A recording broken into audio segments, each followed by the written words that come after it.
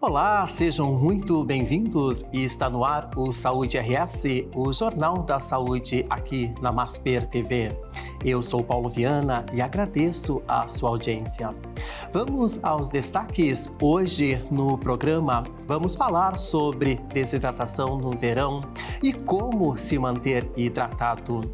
No quadro Saúde e Negócios, você vai conhecer a trajetória da Marconi Souto Arquitetura e Engenharia Hospitalar. Saúde Pública, uma entrevista exclusiva com o novo secretário de Saúde de Camaquã.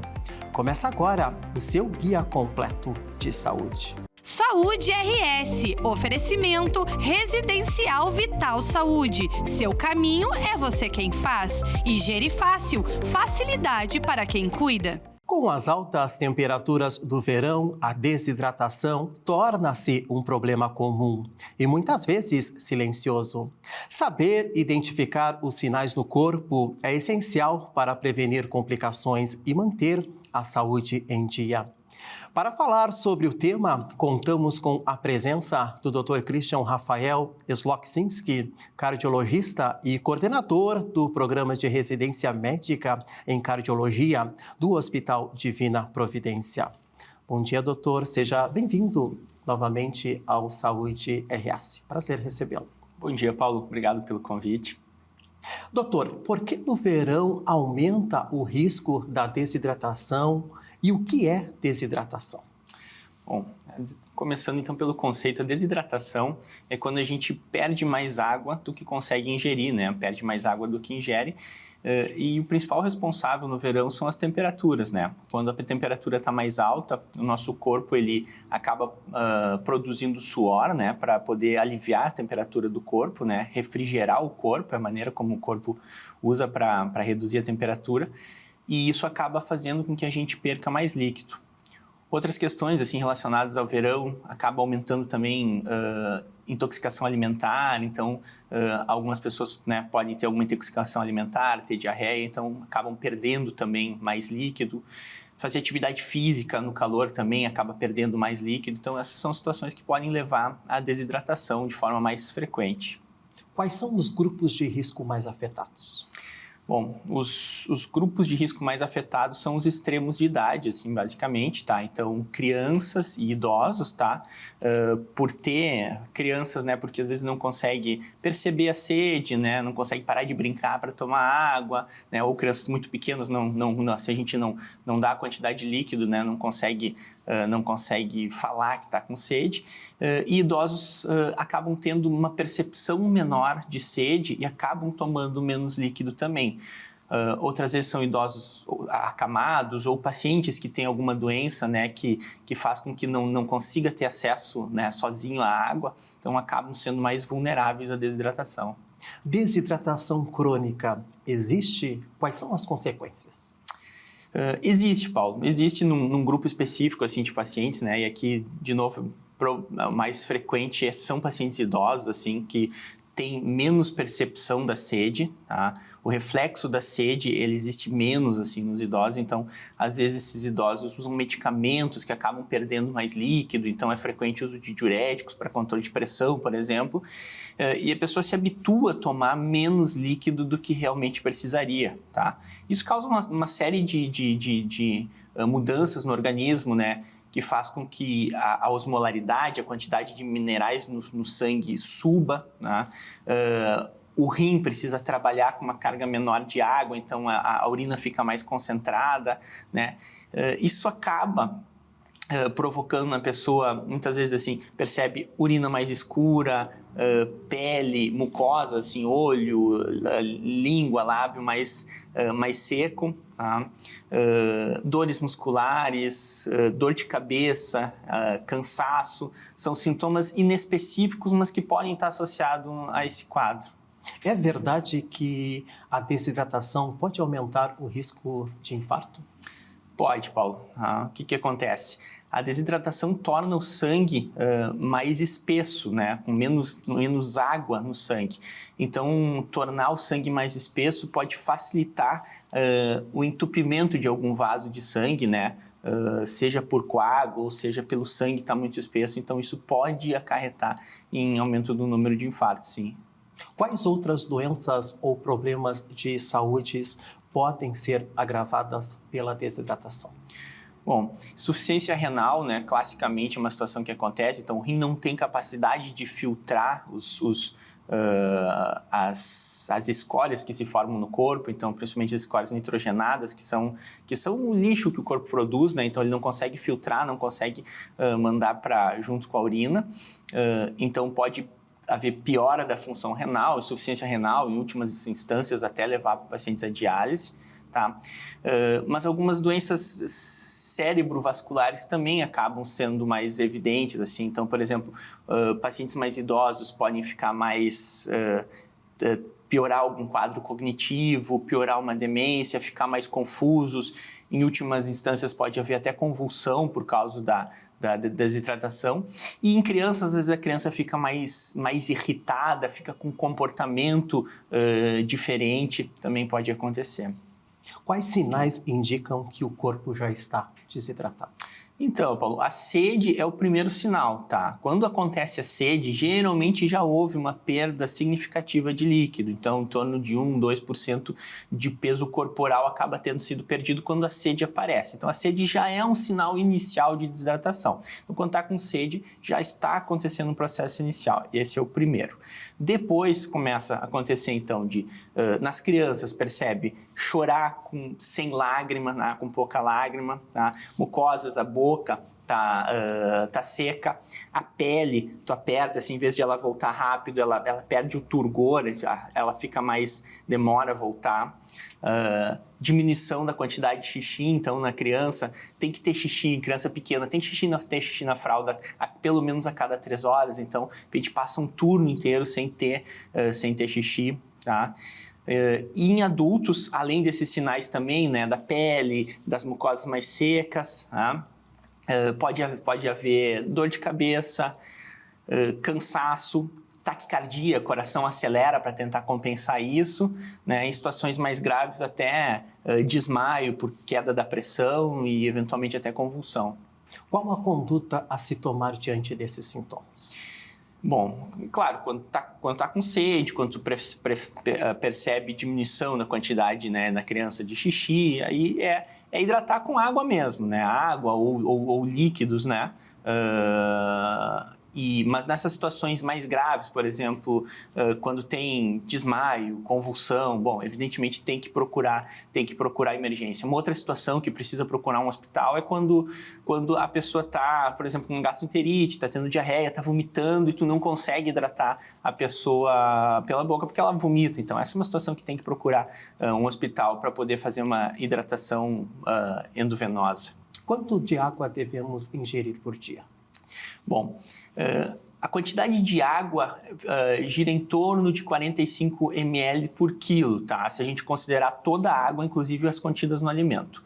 Mas excluindo a dos alimentos, né, que já tem uma quantidade de água, líquido mesmo em torno de 35 ml por quilo, o que dá numa pessoa de 70 quilos mais ou menos 2,5 litros, tá? Então, uma estimativa assim média entre 2 e 3 litros de líquido por dia, sendo que pelo menos 1 litro tem que ser em água pura, né?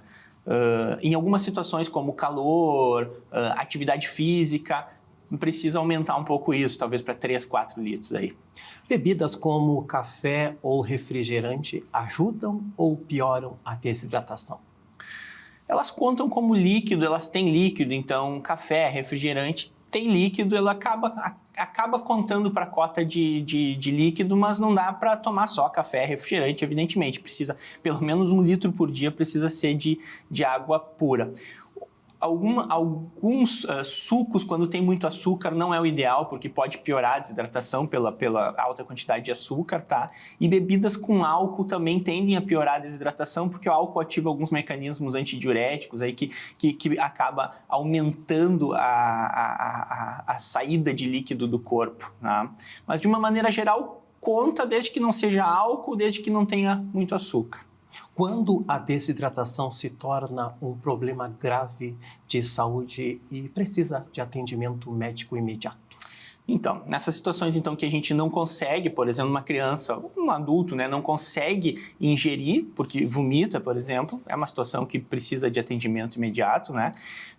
E nas situações em que acontece desmaio, queda de pressão, taquicardia, o coração se torna acelerado ou convulsão, né? Precisa de atendimento no hospital. Quanto tempo uma pessoa pode sobreviver sem beber água?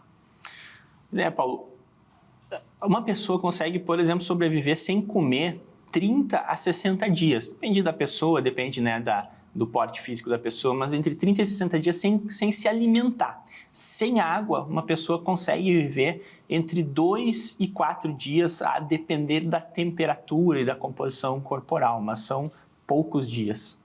Quais cuidados devem ser tomados no verão para evitar a desidratação? Como a desidratação está muito ligada a essa questão da temperatura, então procurar cuidar para não se expor a temperaturas muito altas. Então, evitar se expor ao sol, né, naquele horário de maior calor, nesses dias quentes, das 10 às 16. Procurar evitar de fazer atividade física, principalmente na rua, nesses momentos de muito calor, né? Procurar se proteger do sol, usar protetor solar, ficar na sombra, usar uma roupa leve, né, que possa proteger do sol.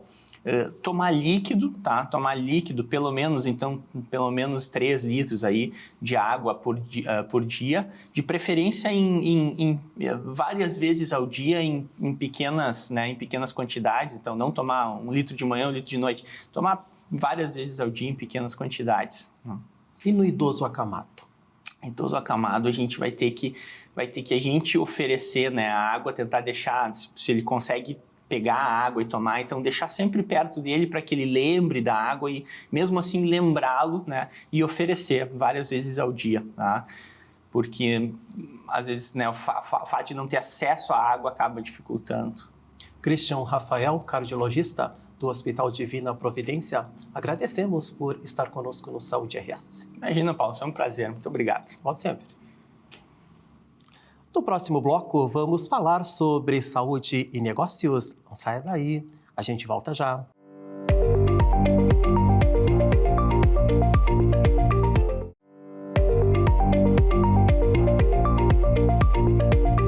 O Saúde RS está de volta, o seu Jornal da Saúde, aqui na Masper TV. Agora vamos falar sobre saúde e negócios. Roda a vinheta.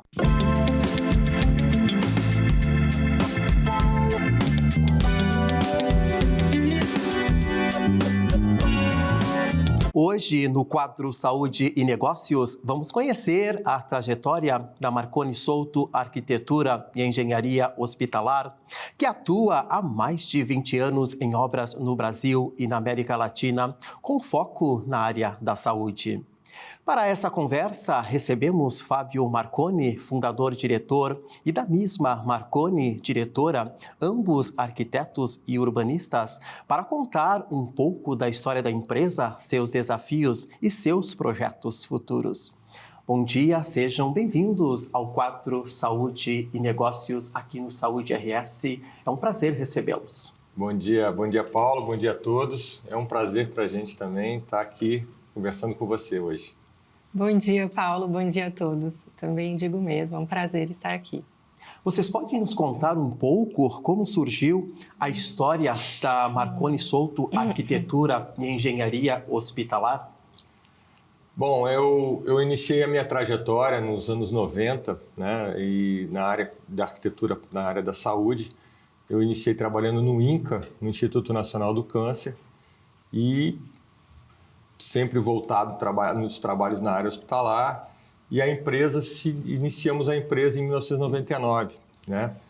A Damisma já atuava do meu lado nessa época e a gente foi cada vez mais fortalecendo a empresa e entrando cada vez na área, né? A consolidação da empresa, né, se deu mais quando nós passamos a atuar ali em Caxias, que daí foi quando a gente incorporou também a engenharia, né, no escritório. E daí a empresa cresceu ainda mais.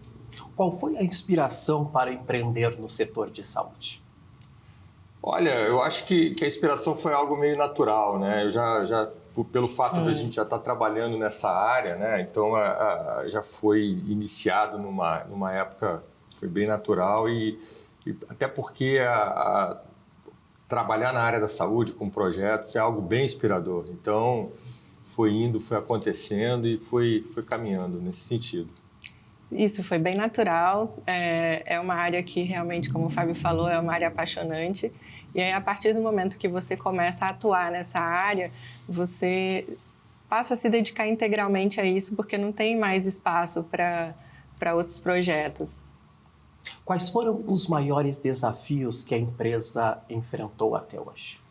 Olha, empreender no nosso país, né, é sempre um desafio, mas, assim, tirando essa questão, eu acredito que eu e o Fábio, nós iniciamos na arquitetura ainda naquele tempo da prancheta. E aí a gente viu toda essa mudança, né, evolução. Hoje a gente atua, né, com softwares super modernos, né, com tecnologia BIM, onde a gente consegue inserir toda a arquitetura e todas as engenharias ali no modelo, né? Só que eu entendo que o maior desafio da nossa área é sempre a questão de prazos, né? Porque mesmo com toda a tecnologia, isso requer um tempo, né, para pensar no projeto, para se dedicar a ele. E cada vez mais o setor de saúde, principalmente, demanda prazos muito curtos. E aí isso acaba sendo um grande desafio para nós. Sim, sem dúvida. Eu também acho que essa questão, essa migração talvez de uma fase mais manual para a fase mais tecnológica, né? A incorporação de novas tecnologias dentro do escritório, softwares mais modernos que você consegue trabalhar com mais assertividade, né? A compatibilização, projeto, integração da engenharia com a arquitetura. E é isso que a Damisa falou, são desafios, né? Porque o projeto na área da saúde é muito complexo. Então, existe a questão da técnica, mas também a interação com o cliente e a questão também do perfil do cliente, da onde essa instituição de saúde está localizada, qual o estado do país, qual o local, qual a cultura, qual o tipo de serviço que vai ser prestado ali. Então, são desafios diários, mas que no final é algo bem bacana, bem gratificante. Quais serviços vocês oferecem atualmente? Olha, a Marconi hoje, a gente tem uma equipe completa, né? A gente consegue desenvolver todos os projetos, né, na área da arquitetura. Então, começa na concepção da arquitetura, a gente tem toda a estrutura interna com projetos de engenharia também, projetos estruturais, projeto elétrico e do sanitário, toda a parte de compatibilização, né, planilha orçamentária. Então, a gente consegue oferecer hoje, desde a concepção de projeto, todos os projetos de engenharia, a concepção arquitetônica, todos os projetos de engenharia, passando por todas as aprovações pertinentes no processo, né? Então, aprova todos os projetos e compatibilização. E a gente também consegue fazer todo o gerenciamento da obra. Então, do início até o fim do processo, a gente consegue abraçar. Acho que também é importante mencionar que a gente sempre elabora planilhas orçamentárias. Muitos dos nossos clientes precisam disso para fazer captação de recursos junto ao Estado ou junto a bancos. Então, isso também é um trabalho que a gente desenvolve ali no escritório e que é bem importante para os nossos clientes. Como vocês lidam com a concorrência e se mantêm competitivos no setor de saúde? Eu acho que o nosso diferencial é justamente esse. Nós buscamos oferecer uma solução integral para o cliente, né? Que não seja só arquitetura ou só engenharia, mas que a gente acompanhe ele em todo o processo. Então, acho que esse é o nosso principal diferencial hoje. Exatamente. A gente se destaca de outros concorrentes, de outros escritórios, pelo fato da gente oferecer a solução completa, né? A integração da arquitetura com a engenharia. Então, a gente tem a equipe completa, a gente consegue fazer um projeto bem mais completo, bem mais assertivo e também a questão da planilha orçamentária do gerenciamento de obra. É o que o cliente espera, isso a gente consegue se destacar. Hoje, como vocês avaliam o impacto da empresa no mercado? Acho que o nosso impacto é bem positivo, né? nós auxiliamos diversos clientes nesse último ano, agora em 2025, a captar recursos, né, para executarem obras. Então, a gente atuou muito com esses hospitais, principalmente filantrópicos, que captaram recursos do Avançar, né, aqui no Rio Grande do Sul, e que puderam fazer obras extremamente importantes, né, nos locais em que essas instituições estão inseridas, né? Então, a gente tem um impacto muito grande, muito positivo, e é uma coisa que a gente fica muito feliz, assim, de auxiliar nesse processo todo. Como vocês inspiram e motivam a equipe no dia a dia? Olha, somos 48 pessoas. Então, acho que esse ambiente, ou a gente tem procurado construir um ambiente de muito respeito e muita colaboração.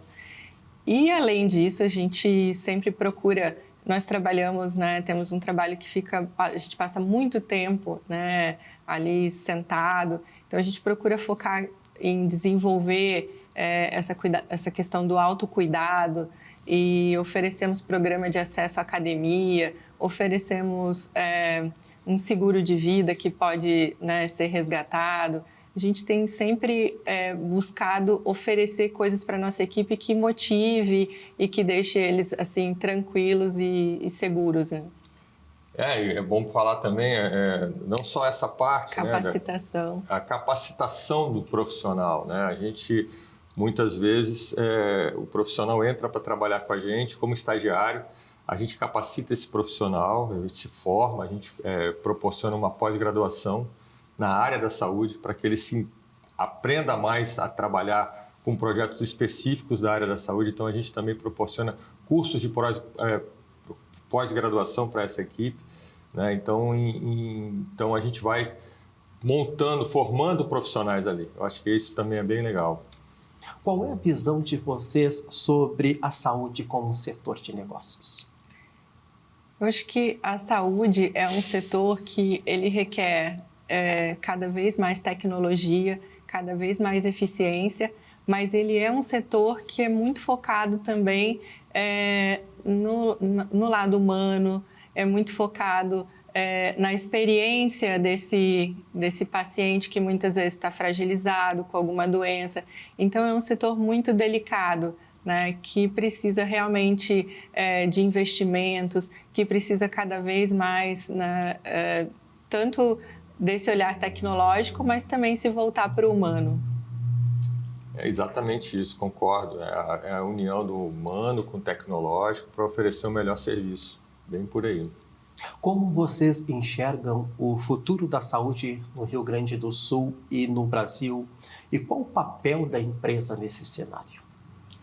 Olha, entendo que exatamente o que nós falamos, né, sobre essa questão de cada vez mais se voltar para a tecnologia, né, mas buscando sempre o humano. Então, a nossa empresa tem esse papel de justamente contribuir com projetos cada vez mais humanos, né, e cada vez mais buscando atender essas novas tecnologias e também auxiliar nesse processo todo de captação de recursos, né, de atender as expectativas daquele grupo de saúde, daquela instituição.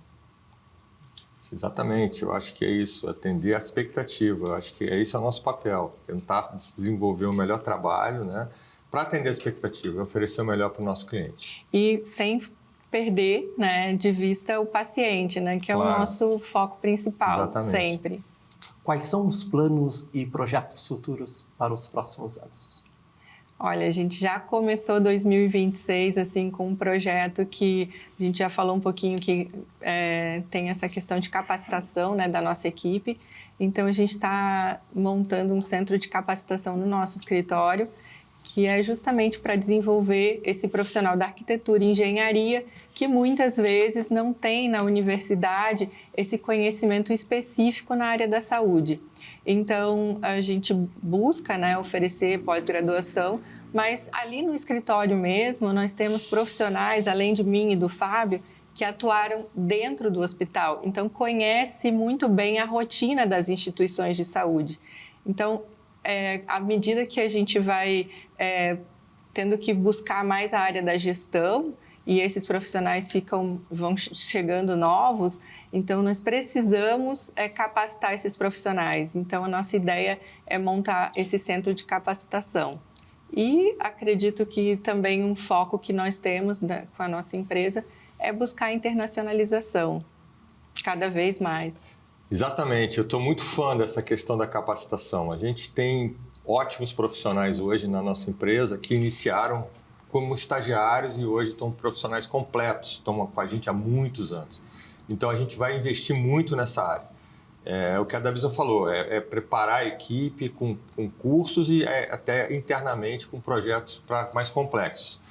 E também, complementando o que ela falou a respeito, a gente também está iniciando um processo de internacionalização com projetos que a gente já está para começar esse ano, né, se Deus quiser, aqui na América do Sul e em outros países, né? Então vai ser algo a gente tem que estar muito bem preparado. Que mensagem gostariam de deixar para colaboradores, clientes e telespectadores que nos assistem? Olha, para os nossos colaboradores, a gente sempre diz para eles que a gente não pode esquecer o que nós estamos fazendo ali. Nós não estamos fazendo só arquitetura e engenharia, né? Nós estamos fazendo instituições de saúde, então o nosso objetivo final é pensar nas pessoas que estão utilizando esses serviços. Então eu só agradeço assim, a nossa equipe que tem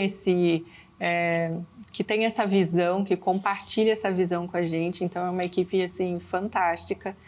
E agradeço também, né, aos nossos clientes que confiam no nosso trabalho e agradeço também a oportunidade de trazer um pouquinho para os telespectadores o que uma empresa de arquitetura e engenharia faz na área hospitalar. É isso aí, eu acho que a resposta dela, da Misa, foi bem completa, eu concordo em tudo com o que ela falou, é isso mesmo, acho que a gente agradece bastante a oportunidade, né? E é o que ela falou, a gente tem muito que agradecer e muito que crescer aprendendo sempre, né? Isso é muito bom. Fábio Marconi e da mesma Marconi, sócios diretores da Marconi Souto Arquitetura e Engenharia Hospitalar, agradecemos por estarem conosco no quadro Saúde e Negócios aqui no Saúde RS. Paulo, nós que te agradecemos a oportunidade, agradecemos a toda a equipe da Masper TV e aos telespectadores. Muito obrigada. Eu também falo, é um prazer estar aqui com vocês, a gente agradece muito a oportunidade e muito obrigado.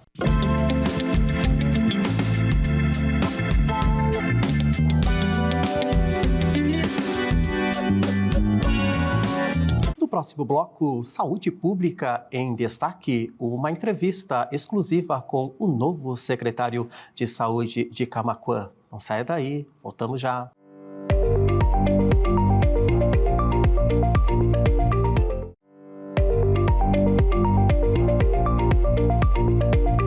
O Saúde RS está de volta, o seu Jornal da Saúde, aqui na Masper TV. Agora vamos falar sobre saúde pública. Roda a vinheta.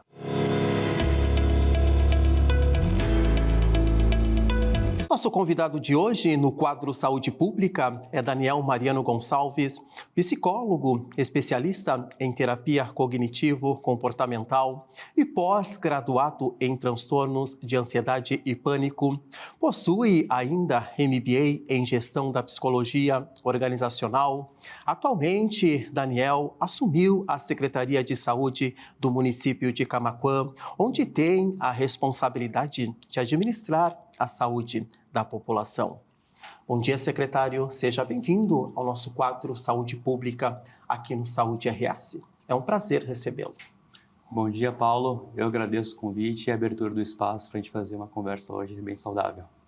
Secretário, quais desafios o senhor tem encontrado ao assumir a gestão do SUS e como avalia a situação da saúde no município? O desafio, ele é grande e complexo, mas ao mesmo tempo ele é viável e executável. Então foi proposto, junto à gestão atual do município, do prefeito Abre do Visto Luciano, que a gente assumisse essa Secretaria da Saúde para desempenhar um papel técnico frente do município. Então a saúde do município de Camaquã já vem funcionando de uma maneira eficiente, mas existem pontos a ser melhorados.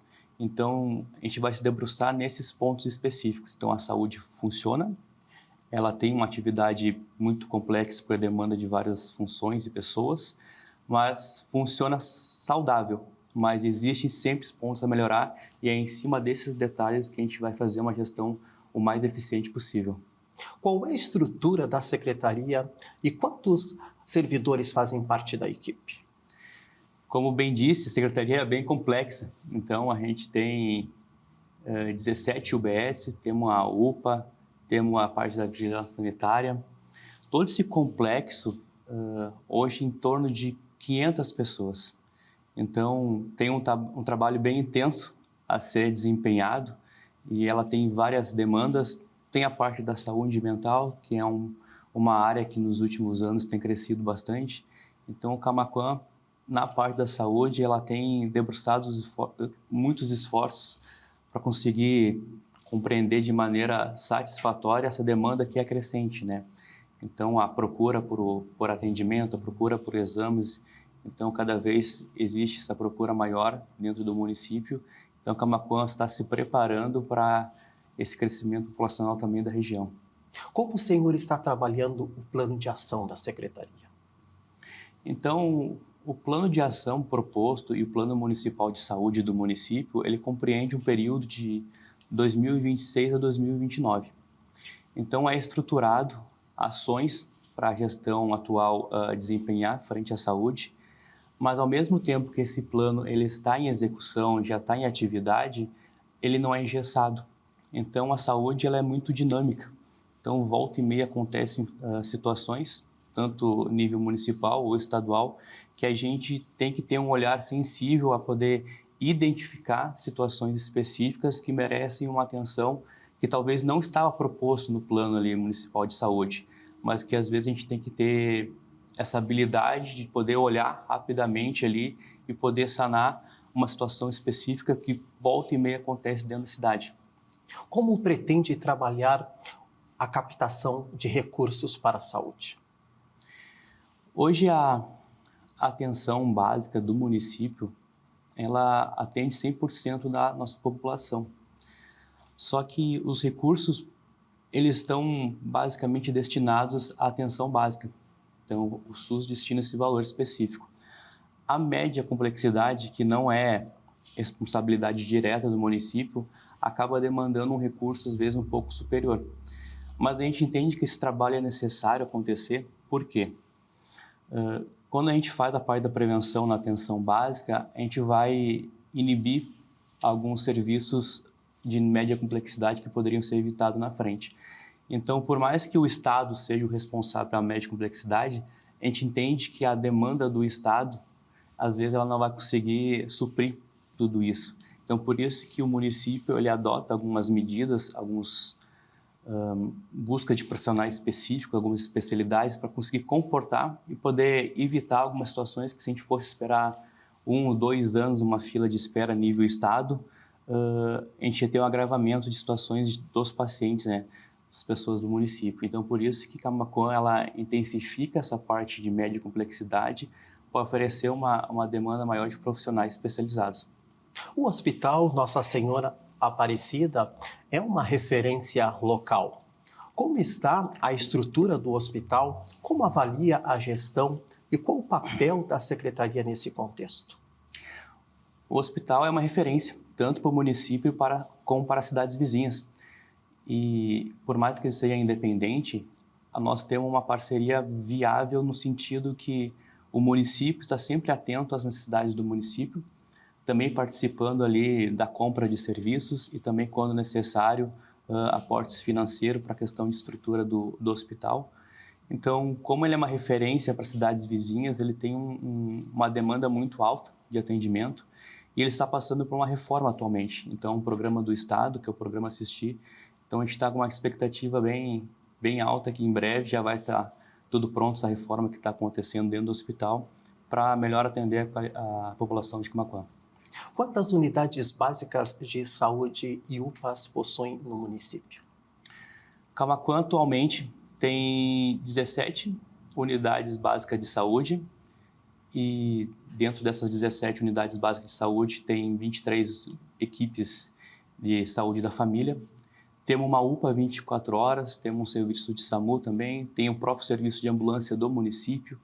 Então, a rede hoje de saúde do município está estruturada, tendo em vista que a população hoje de Camaquã é em torno de 63 mil habitantes. Então, está um número ali dentro da projeção de atendimento que cada unidade básica de saúde, a gente está com atendimento necessário, tanto na área urbana quanto na área rural. Quais ações pretende iniciar para melhorar a qualidade dos serviços e fortalecer a prevenção em saúde? Um cuidado em especial, que é uma parte da visão minha de gestão, a gente está preocupado em atender bem a população. Então, ir atrás de programas que irão atender bem a população, tanto no nível de estado quanto no nível federal, mas ao mesmo tempo que a gente busca ofertar esses programas junto à população, a gente tem um cuidado que é como está o nosso servidor frente à entrega desse serviço. Então, por mais que a gente se capacite, por mais que a gente busque especialização para os nossos profissionais que já estão atendendo dentro da saúde, a gente tem que ter um olhar atento a como o profissional que está na linha de frente, abordando os pacientes que chegam ali numa unidade básica de saúde, como é que ele está de saúde também. Então, não adianta a gente criar um monte de programa, criar uma demanda, criar uma cobrança em cima desse profissional, e esse profissional hoje a gente não poder dar um suporte necessário quando ele precisa de algo. Então, uma preocupação nossa também nesse sentido de poder estruturar tanto a parte física e tanto a capacitação técnica desses profissionais para que eles tenham a habilidade necessária e tenham o conforto adequado para eles sim trabalhar de maneira eficiente e também entregar um trabalho satisfatório para a população. Sobre o SAMU, como funciona o serviço e quantas ambulâncias possui no município? O serviço de SAMU, de urgência e emergência, ele tem um formato muito eficiente. A gente tem duas ambulâncias, uma de suporte básico e uma de suporte avançado. A de suporte avançado a gente acaba compartilhando quando necessário com os municípios pactuados, que a gente consegue fornecer esse serviço. O atendimento ele é pelo canal 192, mas em paralelo ao serviço da SAMU, a gente tem o serviço de ambulância do município. Então, se por ventura a demanda ali de uma situação específica da SAMU ficar comprometida, a gente tem as próprias ambulâncias do município para fornecer um serviço. Como pretende melhorar a qualidade dos atendimentos e as condições de trabalho dos colaboradores? A gente faz uma leitura de como está cada unidade básica de saúde. Eu me debruço mais a respeito das UBS, porque a responsabilidade direta do município é a atenção básica. Então, a gente tem um trabalho eficiente nessa parte de poder entender cada bairro da cidade, como é que aquela região se comporta, como é necessário fazer alguns ajustes em questões de horário de atendimentos, questão de agenda, se a gente consegue reduzir filas. Às vezes, em alguns lugares não é possível por causa da população naquele determinado bairro de mais idosos, então eles já têm uma rotina, às vezes, de frequentar uma unidade básica de saúde desde cedo, gosta de estar cedo, então a gente tenta reduzir, otimizar, agilizar o atendimento, mas às vezes a realidade daquele bairro não é possível.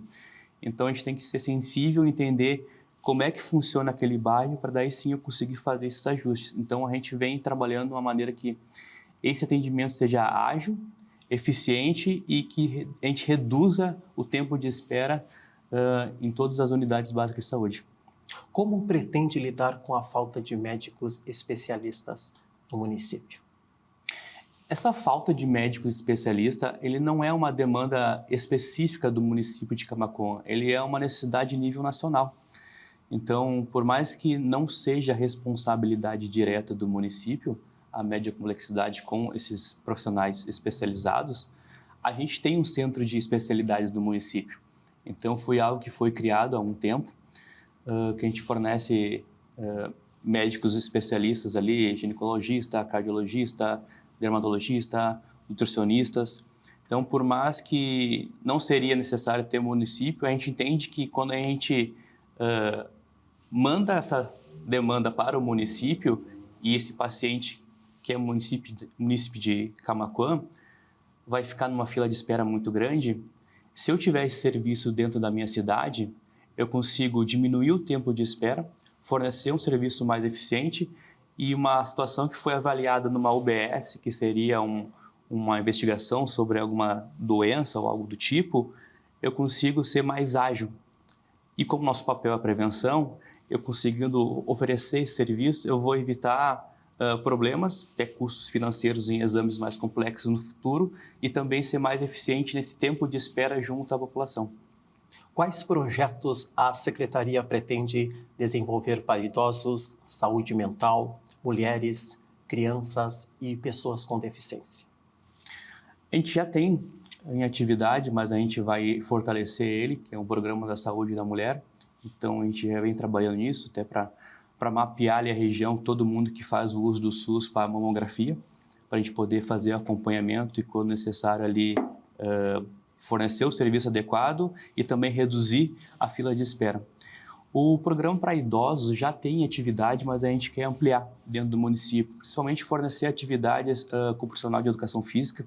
Então, para fortalecer ali a questão de prevenção e riscos de queda de idosos, então já está em atividade, mas a gente vai fortalecer. Hoje está atuando em algumas UBS específicas, mas a gente quer poder estar dentro de todos os postos de saúde do município. A parte de infantil, hoje a gente tem uma demanda muito grande na parte da saúde mental, mas a gente possui um centro, na verdade é denominado a Casa do Autista no município. Hoje a gente tem uma demanda que de anos anteriores ficou represado, e tendo em vista a saúde mental hoje é um assunto amplamente comentado e existe uma necessidade real para isso. Camaquã está ampliando o atendimento no nosso centro integrado, Centro de Atendimento Autista, que ela vai fazer o quê? Vai se tornar referência na região. Então hoje a gente tem especificamente a cidade de Camaquã e a gente vai conseguir se tornar referência dentro de um programa que a gente está participando. Se tudo der certo, em breve a gente vai poder ser referência dentro das cidades vizinhas. Então a gente também vai ampliar esse serviço para o público infantil. Secretário, o que a população de Camaquã deve esperar na melhora da saúde na sua gestão? Eu tenho um compromisso em fazer uma gestão o mais transparente possível e objetiva na entrega do serviço. O diálogo ele é aberto junto ao gabinete da Secretaria da Saúde do município. Então, tanto os usuários, todos os usuários do município, quanto a população de maneira geral e as autoridades que precisarem de se dirigir à Secretaria da Saúde têm portas abertas. Então, é um diálogo para construir, porque por vezes eu não consigo ver tudo o que está acontecendo dentro do município. Por isso que é necessário ouvir muitas pessoas. Então, esse papel de ouvir, entender as demandas que irão surgir e eu conseguir desenhar um plano de ação, porque hoje a gente tem um corpo de funcionários dentro da saúde muito competente, mas por vezes a gente não está aproveitando eles da melhor maneira possível. Então, a gente otimizar esse trabalho, a gente fazer uma leitura eficiente de todos esses colaboradores que compõem a Secretaria da Saúde, isso vai otimizar a entrega do serviço à frente da população. Então, esse é meu compromisso junto à gestão municipal de Camaquã, de fazer um serviço eficiente, transparente e com zelo a toda a contribuição e recurso que é predestinado a Camaquã. Daniel Mariano, secretário municipal de saúde no município de Camaquã, agradecemos por estar conosco no quadro Saúde Pública aqui no Saúde RS. Paulo, eu agradeço o espaço. A cidade de Camaquã é um lugar bom de se viver. Fica em torno de 1h30 de Porto Alegre. Quem quiser conhecer a cidade e quem precisar de alguma coisa referente à Secretaria Municipal da Saúde, eu fico à disposição. Muito obrigado, Paulo. Pode sempre.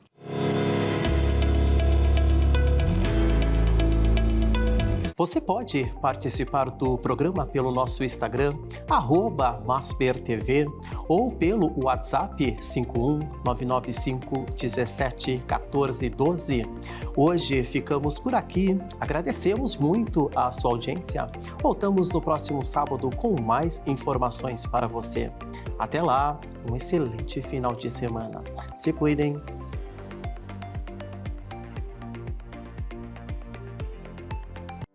Saúde RS. Oferecimento Residencial Vital Saúde. Seu caminho é você quem faz. E Gerifácil. Facilidade para quem cuida.